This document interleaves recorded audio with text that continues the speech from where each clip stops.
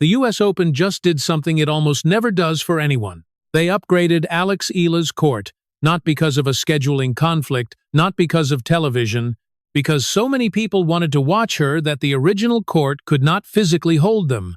Sit with that for a second, because you need to understand how court assignments actually work at a Grand Slam.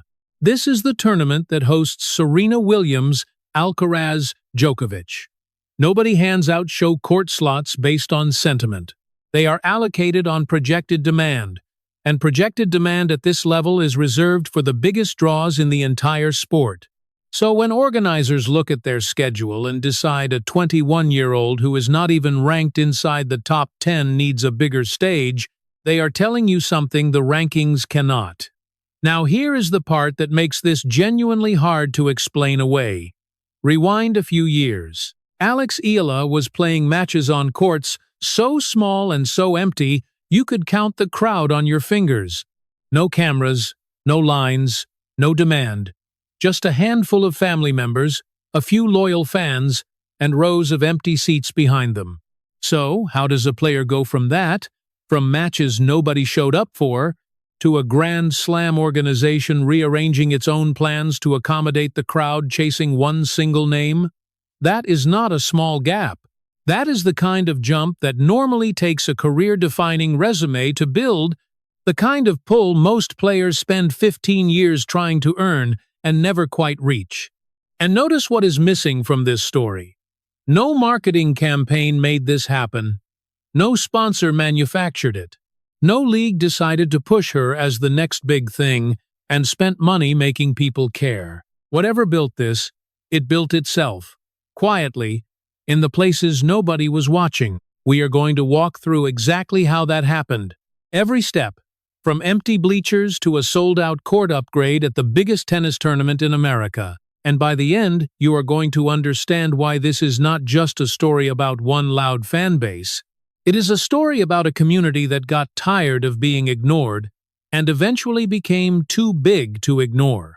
To understand how big this moment actually is, you have to go back to where Eala Mania started. And it started about as quietly as a story in professional sports possibly can. Not long ago, Alex Eala's matches had almost no crowd at all. Her family, a few loyal fans, and a small group watching a shaky live stream from the other side of the world at 3 in the morning Manila time, because that was the only way to see it. Picture the actual scene. An ITF event in a city you have never heard of. An outer court with a single row of bleachers and no shade.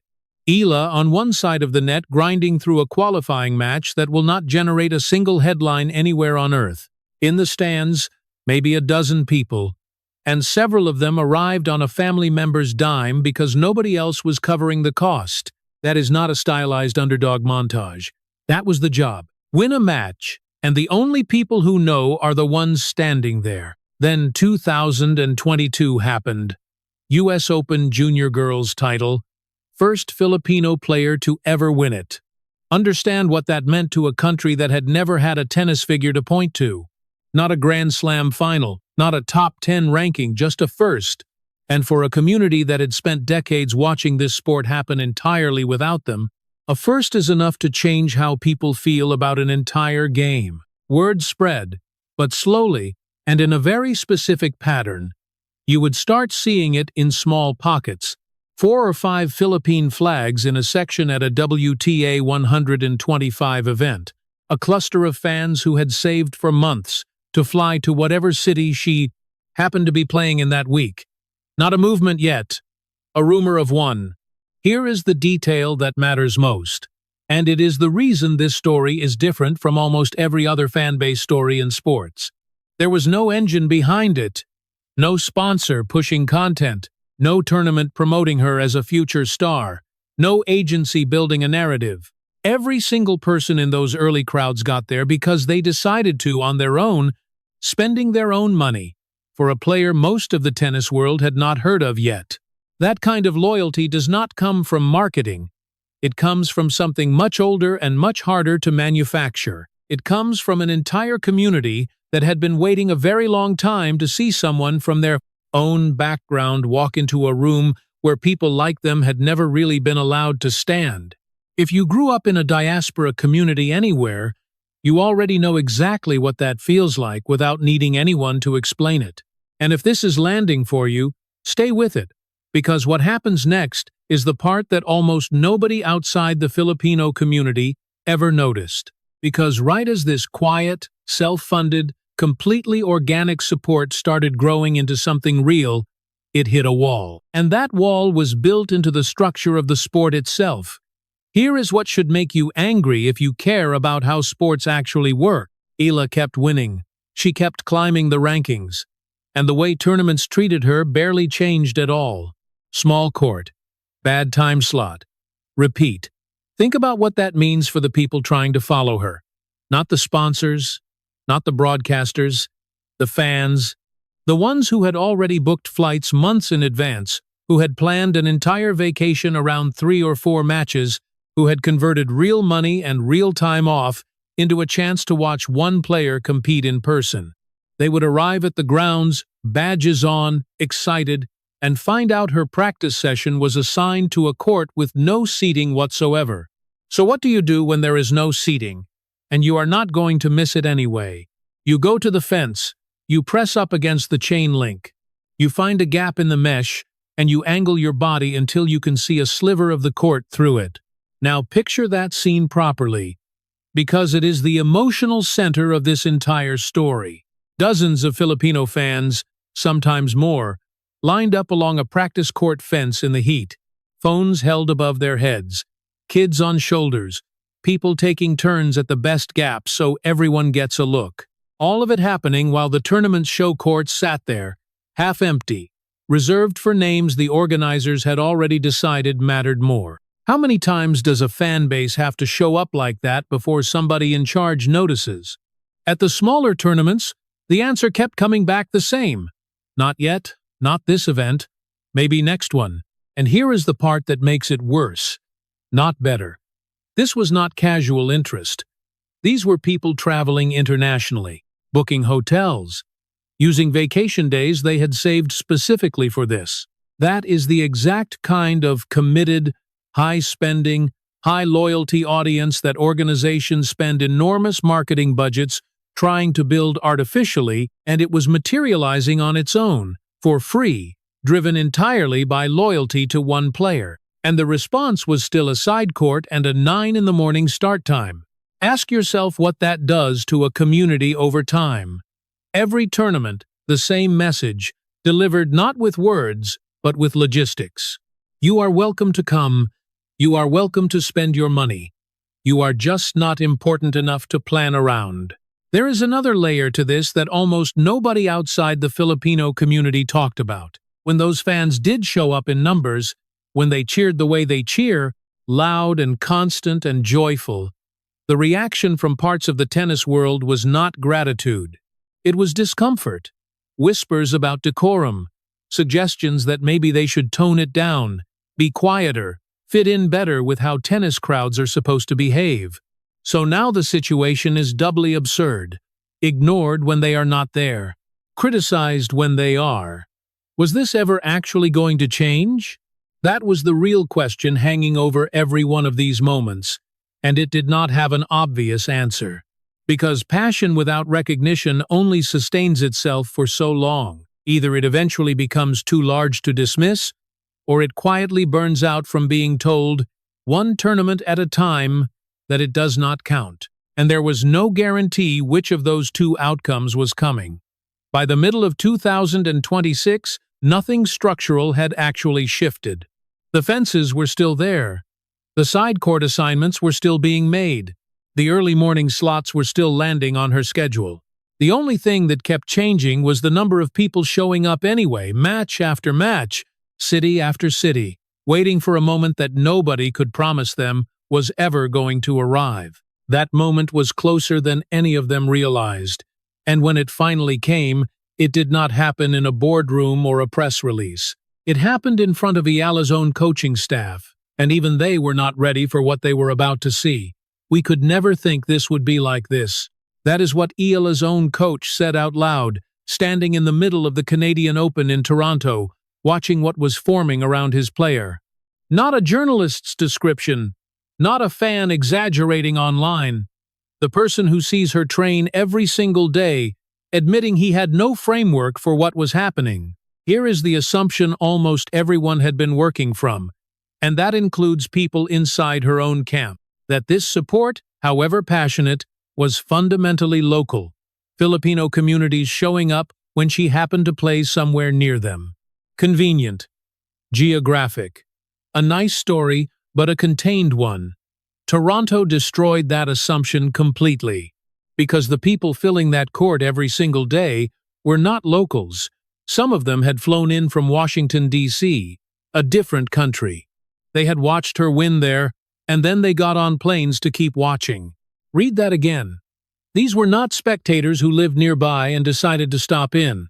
These were people making a deliberate decision to follow one athlete across an international border with their own money, on their own vacation days, to see matches they could have watched at home for free. That single detail reframes everything you just heard about the fences and the side courts. This was never about proximity. It was never about convenience. What the entire tennis world had been filing away as local support was actually something far larger, hiding in plain sight, a network that did not just show up when it was easy. It followed. And once you see it that way, go back and look at those fence scenes again. Those were not isolated pockets of enthusiasm in individual cities. Those were nodes in a distributed community that had been quietly assembling itself for years, one that only looked small because nobody had ever tracked it across multiple tournaments and multiple countries at the same time. The organizers were measuring the wrong thing. They were counting seats sold at one event, when the actual phenomenon was a fan base that moved. And here is the detail that should genuinely stop you. The court in Toronto was full every single day she played. Not just her matches, her practice sessions. Fans do not fill courts for practice sessions. Practice sessions are where you go when you want to see a player without a crowd. That is the entire appeal. Eala was drawing capacity for a warm-up hit days before her first real match started, at a tournament where she was not the headline name on any poster. If you assumed this was mostly a local crowd story until now, drop a comment and say so, because that is exactly what almost everyone covering this sport assumed too, right up until Toronto proved all of us wrong at the same time. There is one more thing about that quote from her coach that deserves attention. He did not say we expected this and it finally arrived. He said they could never have thought it would be like this. Meaning even the people closest to her, the ones who had watched every step of this build from the empty ITF courts forward, had underestimated the scale of what was forming. The community had outgrown the expectations of the people running the operation. That is not normal. In professional sports, teams and camps usually overestimate their own reach, not underestimate it. When a coaching staff is caught off guard by the size of their own players' audience, something is happening that the standard measurements were never designed to detect. Toronto was the moment the pattern became visible to everyone at once.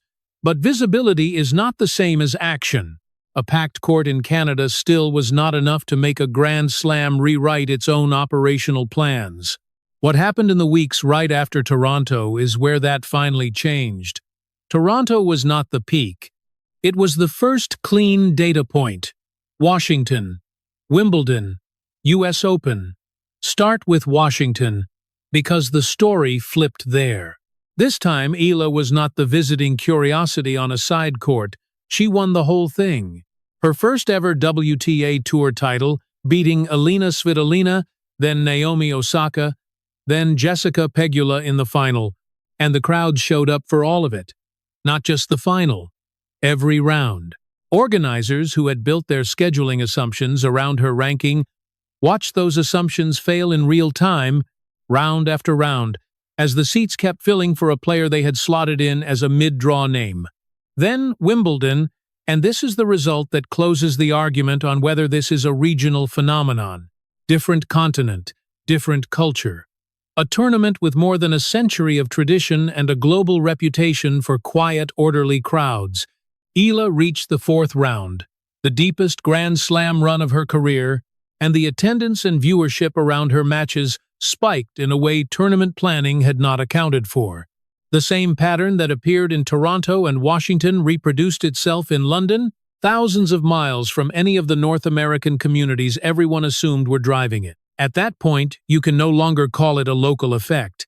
You have the same phenomenon appearing on 2 continents inside of 2 months. Which brings us to right now. At Flushing Meadows, Eala walks onto the grounds for a practice session and gets swarmed. Not approached, swarmed. Security has to form a physical perimeter around her just so she can move from one area of the complex to another. That is not standard treatment for a player ranked outside the top 10. That is the security posture normally reserved for the handful of most recognizable athletes in the entire sport, the ones whose faces are on the tournament's own advertising. And faced with that, the organizers made the call. They upgraded her court. That is the moment the headline of this video becomes literal fact. Not her ranking forcing it, not a broadcaster requesting it, demand forcing it. For the first time, Eala Mania stopped being a phrase fans used about themselves online and became a variable that a Grand Slam had to build its actual operations around. Now, here is the part almost nobody covers, and it explains why this fan base has kept growing instead of fading the way viral sports moments usually do. Remember the criticism from earlier, the suggestions that these fans were too loud, too disruptive, that they should learn to fit the traditional decorum of tennis? Those critiques got louder as the crowds got bigger, and the fans responded publicly. They did not apologize. They did not promise to tone it down. They said the opposite. They said they were not going to change how they cheer, that filling stadiums and making noise was exactly the point, and that tennis had been quiet for long enough. Understand what that is. That is not a community trying to shrink itself into acceptability. That is a community confident enough to tell a 100-year-old sport that it is the one that needs to adjust. And that confidence is precisely why this did not fade. Fan bases that apologize for existing eventually get smaller. Fan bases that plant a flag and refuse to move get bigger, because every person watching from the outside sees something worth joining. Toronto proved the reach. Washington and Wimbledon proved it was not regional. And the U.S. Open court upgrade is the first time an organization was formally forced to admit what those fans at the fence already knew years ago. This stopped being a story about one enthusiastic fan base a long time ago. What you just watched, from a dozen people on an ITF bleacher to a Grand Slam rewriting its own court assignments, is proof of something much larger. The Filipino diaspora across North America just demonstrated it has enough collective weight to move one of the most powerful institutions in tennis, not through petitions, not through complaints, through showing up over and over until the math became impossible to ignore. Think about what that actually changes going forward. For decades, one number decided everything. Your ranking determined your court, your time slot, your visibility, and therefore your ability to grow an audience in the first place. It was a closed loop. Eala just proved there is a second variable in that equation now, one that does not appear anywhere next to a player's name. Demonstrated crowd pull.